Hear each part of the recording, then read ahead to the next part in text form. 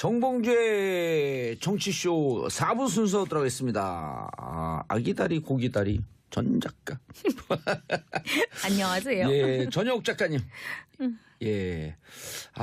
앞에 우리가 그냥 돈 받은 것 때문에 한참 얘기하다가. 그러게 말해요. 근데 저는 예. 받았을 거라고 생각을 했어요. 그리고 아니 여러 차례 얘기를 했잖아요. 네, 왜 둘이 보수가 몰락하기 시작했다. 네, 그리고 두 사람이 상당히 제일 밀접하게 관련된 사람들인데 이 사람들이 자유롭게 이 서울 시내를 왔다 갔다 하는 게 믿어지지가 않았고 그리고 이제 그 정치권에 그 사람들의 돈이 흘러들어갔을 거다. 반대예요.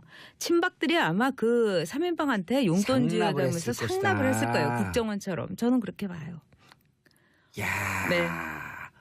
아니, 그게 팩트예요. 그게 그쪽 최고의 전문가시니까 또. 아니요, 제가 뭐 그게 아니 전문가 이걸 떠나서 예. 제가 봤어요, 제 눈으로. 뭐 넥타이 바치고 뭐 술집 데려가고 이런 거 봤죠. 그러니까 너무 썩은 거예요, 보수가. 그래서 또 다른 1억 원이란 돈을 저는 굉장히 사복을 자기 그 사사로운 주머니를 많이 채웠을 가능성이 농후하다 이렇게 보죠. 그게 정치인들한테 흘러간 게 아니라 오히려 정치인들이 네. 상납을 했을 것이다. 네, 네. 모든 길은 그 문고리 3인방으로 통했으니까. 그럼 그것도 뇌물로 쳐지나요? 당연히 뇌물이죠. 그리고 아마 사사롭게 그 아파트 그리고 3인방이 거의 강남 아파트로 이사를 했어요. 그동안은 정수장학재단에서 마련해준 집에 살았어요. 거기 박 대표 시절에 기사도 그렇고, 그러니까 월급도 이중으로 받았고요. 그렇다가 국회에서 당에서 나오면은 네. 또 정수장학해서 또 받고. 네, 전 그런 걸로 알고 있고 제가 뭐 확인도 예. 그쪽에 있는 사람한테도 했었고 그런데 그런 사람들이 어느 날 그래도 강남 아파트를 떡하니 사는데 강남 아파트를 어떻게 사냐고요. 그냥 비서관 해갖고 그 월급으로 아무리 이제 이중으로 더블페이를 받았다 하더라도. 이거 강남 아파트가 아무리 싸도 다 10억 아니 그리고 받거든요. 비쌀 때 샀어요. 비쌀 그래서 때. 저는 그거를 한번 조사를 해보는 것도 좋을 것 같다 이러고 이게 이제 전 정권에도 이런 일이 있었지 않냐 하는데 전 정권에서 있었던 거하고는 스케일도 다르고 그다음에 모양새가 달라요. 어떻게 그 비서관한테 줍니까? 수석도 아니고. 이거는 모양 빠져요 진짜. 황관들이 이 옛날 황관 정치하고 똑같은 거예요. 황관들한테 바치는 거하고. 그래서 참 참담하더라고요. 문고리 3인방이 실세라고 하는 걸 그 당 의원들은 또 다 알았을 거 다 아니에요. 알죠. 그리고 이 같이 다니는 유일한 사람들이고 의원들하고도 바리케이트를 늘 쳤어요. 그 박근혜 전 대표가. 그러니까 너무나 폐쇄적인 정치를 하니까 그 한 사람이 딱 3명만 상대를 하니까 거기에 대해서 그 통로를 통하지 않으면 안 되잖아요. 예. 그런 점에서 최순실도 그 통로를 통한 거 아니겠어요? 그러니까 최순실도 뭐 1,000만 원씩 쥐어줬다 이런 얘기 했잖아요. 예. 결국 그런 점에서 문고리 3인방이 부패의 아주 직방 터널이다 이렇게 봐야죠. 핵심이다. 그렇죠. 네, 봐야죠. 왜 이제만 안 본 걸 이제까지 그냥 놔뒀죠? 제가 보기에는 이제 뭐 그 검찰이 수사를 하면서 냄새를 맡고서 이 덫을 주면서 계속 이제 연락하는 거라든가 뭐 이런 거를 좀 보고 기다린 것도 있을 것 같고 예. 또 이 사람들이 늘 얘기하는 게 주변 정리를 박근혜 전 대표가 깨끗하게 했기 때문에 이 사람들은 부패를 못했을 것이다. 이런 이제 선입견도 없지 않아 있었을 거라고 봐요. 근데 검찰이? 그렇죠. 근데 그거는 정말 허상이죠. 저는 여기서 엄청 많이 나올 거라고 생각했었어요. 진짜 핵폭탄이 터진 거네 그러면. 그래서 검찰은 알고 추적하고 기다리고 있었다. 그저께 제가 그걸 보고 드디어 나올 게 나왔구나. 저는 그렇게 생각을 했죠. 더 나올 거예요 아마. 아이수님, 전 작가님 평소 보수의 겸허를 외치신 팩트가 오늘 답이 나왔네요. 그러니까 제가 보수에 애정이 있어서 그런 거예요. 빨리 그럼요. 괴멸하고 새로운 보수가 예. 아까 세살. 말씀하신 것처럼 나와야죠. 네. 알겠습니다. 자, 오늘 무슨 네. 주제를 갖고 이 얘기가 더 재밌는데. 아까 시간하셨으니까 예, 오늘은 한국과 중국의 문제, 특히 시진핑의 그 권력, 예. 그 이기 독점화 체제로 과정, 갔죠. 예. 네, 이 점에 대해서 우리가 꼭 알아야 돼요. 근데 어쨌든 사드에 대해서는 이제 봉합하기로 이제 두 나라에서 이제 이 합의를 했는데 사실은 저는 뭐 많은 분들이 알고 계시는 문제인데 이 점에서 우리가 꼭 짚고 넘어갈 게 있어요. 이거는 진보의 문제도 아니고 보수의 문제도 아니고 일단 우리의 자존심은 매우 상처를 입었다는 거예요. 그렇죠. 자. 사드 추가 배치 안 해준다. 또 뭐 MD 체제 안 들어간다. 한미일 동맹 이거 없다. 군사 동맹 없다 이렇게까지 해줄 필요는 없는 거예요. 그런 점에서 우리가 중국이라는 큰 나라한테 야단 맞고 나서 반성문을 너무 과하게 썼다. 그리고 두 번째는 과연 이것이 저는 국가 지도자의 최선은 국익이라고 생각을 그렇죠. 합니다. 그래서 아베가 어떻게 보면은 참 저게 무슨 지도자라고 할 수 있냐 하면서 트럼프에게 아양을 떠는데 그것도 아마 아베는 국익이라는 큰 이름 아래서 뭐 나의 대망이다 이럴 수도 있는 거고요. 그런 점에서 이번에 중국도 그동안에 사드로 손해를 봤는데 우리나라는 10조의 무역 보복 그다음에 사드 보복을 받은 거 아니겠어요? 거기에 대해서 최소한 유감스럽다 이런 표시는 해야 됩니다.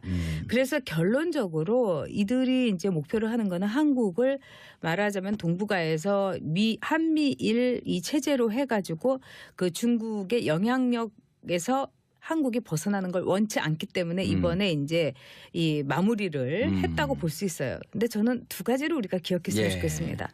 북한 핵 문제에 대해서 설마 북한이 우리를 때리겠어? 북한 핵에 대해서 우리는 안전해. 이렇게 생각하는 거는 오산이에요. 자, 6.25 때 어땠습니까?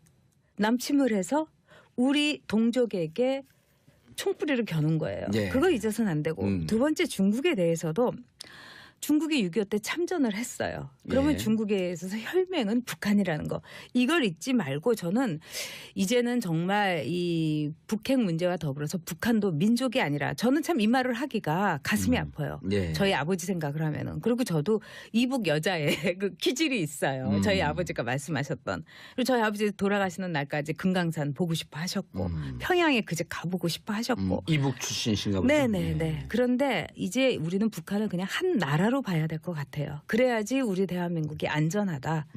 이 동족으로 볼 때가 아니다. 이제 이런 말씀을 냉정하게 드리고 싶어요. 자, 시진핑 2기 체제. 네. 아니 근데 그건 넘어가기 전에 문재인 대통령이 미국 가갖고 중국이 사드 보복하는 거에 대해서 대국답지 못하다고 하면서 비판했잖아요. 그 정도 스탠스는 참 좋았었는데. 좋았죠. 그리고 이제 문재인 대통령의 저는 고민을 이해를 합니다. 그리고 누가 지금 대통령이 되더라도 참 고생할 거고 문재인 대통령이 뭐 치아가 더 손상됐다 이거 그럴 수밖에 없어요. 굉장히 고민하고 어떻게 하면은 최선을 찾아가는 건 이해를 하는데 이번은 조금 과했다는 생각이 들어요. 안 그래도 변화가 있을 수밖에 없는 상황이거든요. 이기 체제로 들어가면서. 네, 그러니까 너무 우리가 이 반성문을 세게 썼다. 저는 이렇게 보는 거죠. 그리고 우리가 반성문을 쓸 게 뭐가 있어요. 솔직히 얘기해서. 우리는 우리를 지켜야 되는 건데. 알겠습니다. 이기 체제 여러 전망이 나와요? 네. 일단은 뭐 제가 보기에는 뭐 여러 가지 전망이 나오지만 답은 한 가지예요. 즉 모택동처럼 시진핑이 강해졌다. 그리고 단일 지도 체제로 이제 또 갔다 이렇게 보시는 거예요? 완전히 갔죠.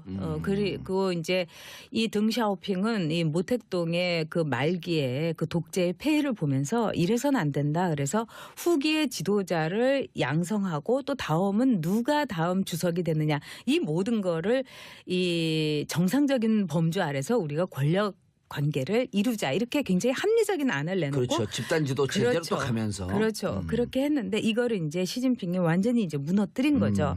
근데 이제 시진핑이라는 인물에 대해서 제가 이렇게 보면은 이건 보통 인물이 아니에요. 그러니까 굉장히 강인하고 또 지식으로도 꽉 차 있고 또 세 번째로는 고난도 겪을 대로 겪었고 고난도 청소년기에 엄청난 고난을 겪었잖아요. 그리고 시진핑의 가장 큰 이번에 그 권력 서열을 자기 앞으로 쫙 줄 수 있었던 원인은 두 가지가 있어요. 하나는 시진핑은 출생 신분, 그 출신 성분이 좋아요. 예? 지금 중국에서는 이제 3대 이제 그 권력 그 뭐랄까 파벌이라고 하면 뭐 하지만 그런 게 있어요. 그래서 이 말하자면 시진핑은 태자당 출신이잖아요. 아버지가 혁명 1세대였던. 그렇죠. 혁명 원로예요. 그러니까 말하자면은 오너십이 있는 거예요. 중국의 오늘에 대해서. 그런데 예를 들면 장쩌민 같은 경우는 장쩌민의 이 출신인 양조를 중심으로 한 이 샹하이방. 그러니까 여기는 이제 지연이라는 거기 때문에 그래도 이렇게 자부심은 덜한 거죠. 그다음에 세 번째 이제 여러분도 이제 기억하고 계시는 후진타오. 후진타오의 경우는 이른바 공청단 출신이에요. 이거는 사회주의 말하자면 청년단. 이래서 이건 뭐라고 하면 영 엘리트를 키우는 그런 이제 시스템에 통해서 이제 키워진 영 엘리트죠. 그러니까 여기는 굉장히 애들이 약해요. 그런 점에서 그렇죠. 왜냐하면은 중국의 오늘을 있기까지 중국은 나름대로 뭐 대장정이니 그렇죠. 전설이 있잖아요. 근데 이제 태자당의 경우는 전설에 있어서의 지분이 있는 거죠. 네. 그리고 두 번 오늘의 중국을 만든 우리 그 원로의 후손이다. 그러니까 삼성으로 치자면 이재용인 거예요. 핏줄이 있는 거예요. 고용사장인 권모 이런 사람이 아니고요. 그러니까는 그 점에서는 시진핑은 아주 이 모든 태도나 이런 게 당당하게 이를 데 없잖아요. 그러니까 아마 태자당으로서의 당당함. 그렇죠. 나는 이 핏줄이다. 응? 그리고 북한으로 따지면 나는 백태혈통이다. 그런 거 비슷한 거죠. 아니면 빨치산 혈통이다. 그런 거 있는 거죠. 그리고 이제 두 번째로는 말하자면은 이제 샹하이당이라든가 또는 공천당이라든가 이런 모든 세력을 말하자면은 부정부패를 일소한다는 이름 아래에서 다 쳐낸 거예요. 그러면서 하나하나 둘 그냥 자기의 사람들로 쫙 물갈이를 한 거죠. 그 과정을 보면은 이거는 정말 재밌어요. 그래서 저도 이 과정을 이렇게 쭉 이렇게 훑어보면서 야, 어떤 소설보다도 재밌다. 그러니까 이 방송을 들으시는 분들은 한번 한번 훑어보세요. 그러면 흥미진진 그 자체예요. 아니 일기 때 부패 혐의로 상무위원 7명 중 2명인가를 쳤잖아요. 근데 전통적으로 이 집단 지도 체제이기 때문에 상무위원은 건들지 않는다. 그렇죠. 라고 하는 룰을 깨뜨리는 거 아니에요? 깨뜨렸죠. 그리고 이런 이제 부정부패 를 이렇게 쫙 뒷조사를 할 때 그 부정부패의 도가 너무 지나쳤고 그다음에 이제 중국 이 인민들이 너무 이제 경기를 일으키는 그런 정도의 부정부패가 많았으니까 어떤 점에서는 시진핑한테는 굉장한 행운이었다고도 볼 수가 있어요. 그리고 이렇게 요즘도 이게 중국을 가보면은 모택동을 중국은 여전히 자산으로 삼고 있지 않습니까? 그러니까 모택동에 초상화에 있으면서 모택동의 그 특유한 모체, 마오체로 인민에게 복무하라 이런 게 쫙 서 있잖아요. 그러니까 그거를 빌려 가지고 오히려 이제 다 쳐버린 거예요. 그러면서 제2의 모택동이 됐다. 이렇게도 볼 수 있는 거죠. 궁금한 점. 그 솜씨가 아주 현란합니다. 궁금한 점. 그리고 아버지 때부터 혁명의 1세대로부터 문화혁명 때 하방됐죠. 하방도 됐었고 그 좌천이란 뭐죠? 숙종도 됐었고 부활도 15년 만에 부활도 됐고 그러니까 이 고난의 행군을 자기 인생이 겪은 거거든요. 스토리가 있죠. 국민들은 이 중국인들도 그렇고 우리나라도 그렇고 정치인들의 스토리에 열광해요. 뭐 고난의 세월가. 그러니까 박근혜 전 대통령의 경우에도 말하자면은 뭐 로마노프 왕조의 그 아나스타샤 같은 뭐 서희 같은 토제 이런 식으로 해가지고 일종의 스토리텔링이 있었던 거죠. 비련의 주인공. 그렇죠. 그런데 이 시진핑의 경우는 완벽한 스토리텔링에다가 중국인들이 또 좋아하는 거 장강이 이렇게 도도하게 흐르듯이 그 많은 고난의 세월을 겪고 나서 더 강해지고 모든 운명을 개척했고 운명을 무릎 꿇렸다 이런 점에서 대단한 거죠. 그리고 대학을 졸업하자마자 중앙 정치를 할 수 있음에도 불구하고 스스로 그 변방으로 가잖아요. 정치적이죠 아주. 꾼이에요.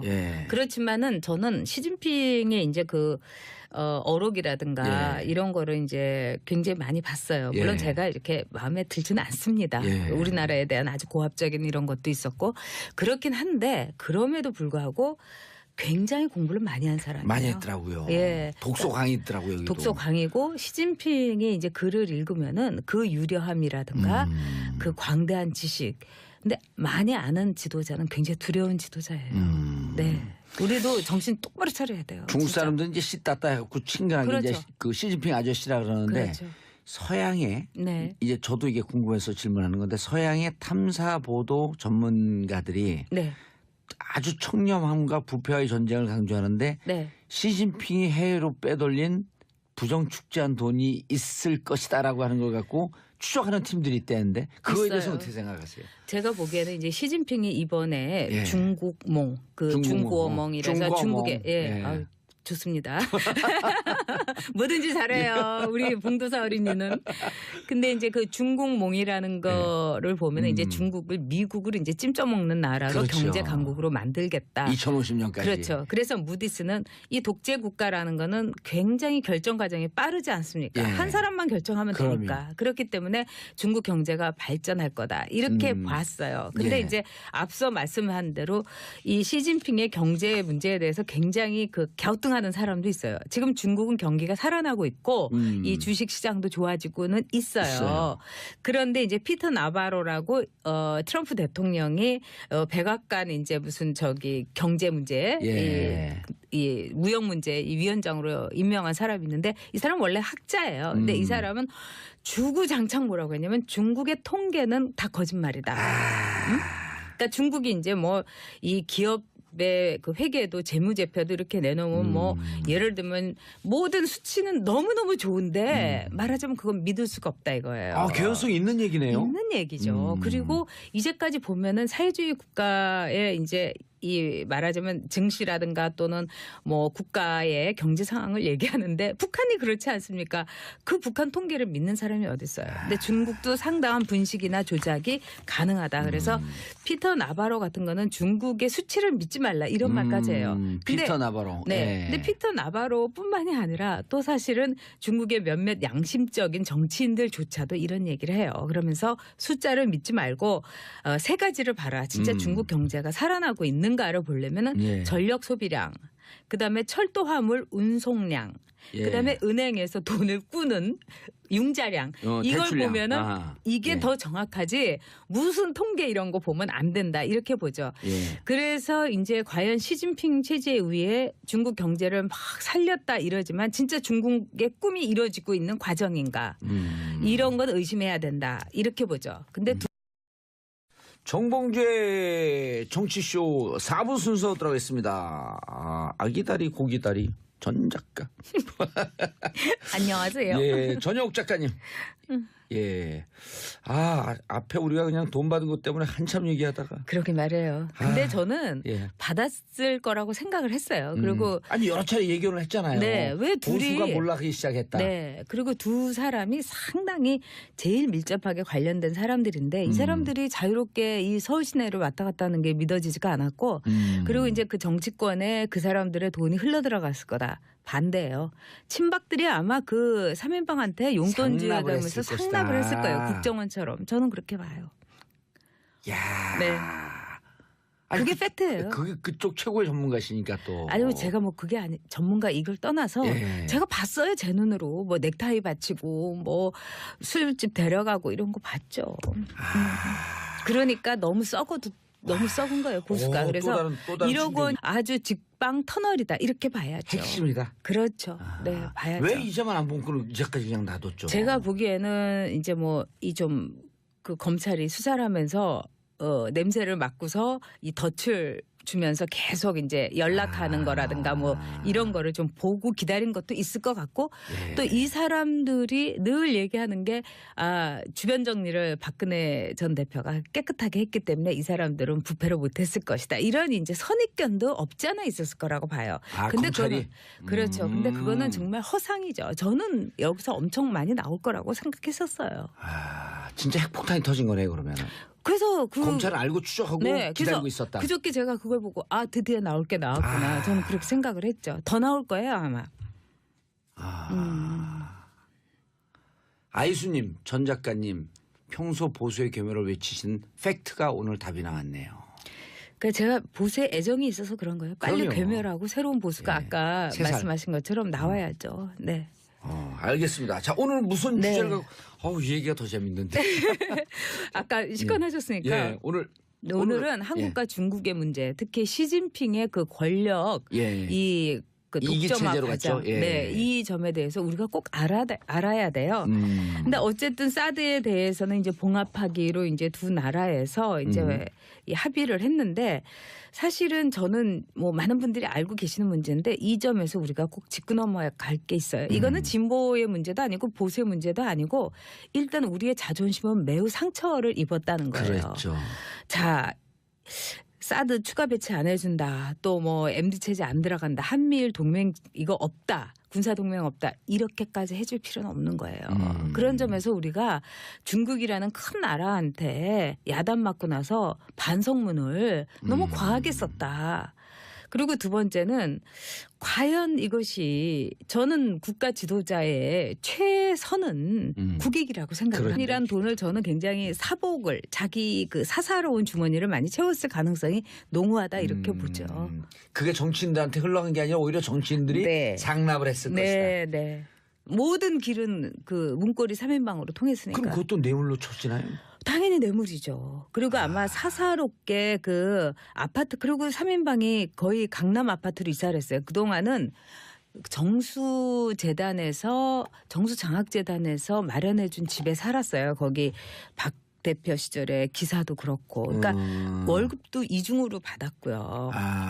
그렇다가 국회에서 당에서 나오면은 네. 또 정수장학해서 또 받고. 네, 전 그런 걸로 알고 있고 제가 뭐 확인도 그쪽에 있는 사람한테도 했었고. 그런데 그런 사람들이 어느 날 그래도 강남 아파트를 떡하니 사는데 강남 아파트를 어떻게 사냐고요. 그냥 비서관 해갖고 그 월급으로 아무리 이제 이중으로 더블페이를 받았다 하더라도. 이거 강남 아파트가 아무리 싸도 다 10억 아니 못 그리고 받거든요. 비쌀 때 샀어요. 그래서 저는 그거를 한번 조사를 해보는 것도 좋을 것 같다 이러고 이게 이제 전 정권에도 이런 일이 있었지 않냐 하는데 전 정권에서 있었던 거하고는 스케일도 다르고 그다음에 모양새가 달라요. 어떻게 그 비서관한테 줍니까? 수석도 아니고. 이거는 모양 빠져요 진짜. 황관들이 이 옛날 황관 정치하고 똑같은 거예요. 황관들한테 바치는 거하고. 그래서 참 이 참담하더라고요. 문고리 3인방이 실세라고 하는 걸 그 당 의원들은 또 다 알았을 거 아니에요. 알죠. 그리고 이 같이 다니는 유일한 사람들이고 의원들하고도 바리케이트를 늘 쳤어요. 그 박근혜 전 대표가. 그러니까 너무나 폐쇄적인 정치를 하니까 그 한 사람이 딱 3명만 상대를 하니까 거기에 대해서 그 통로를 통하지 않으면 안 되잖아요. 예. 그런 점에서 최순실도 그 통로를 통한 거 아니겠어요? 그러니까 최순실도 뭐 1,000만 원씩 쥐어줬다 이런 얘기 했잖아요. 결국 그런 점에서 문고리 3인방이 부패에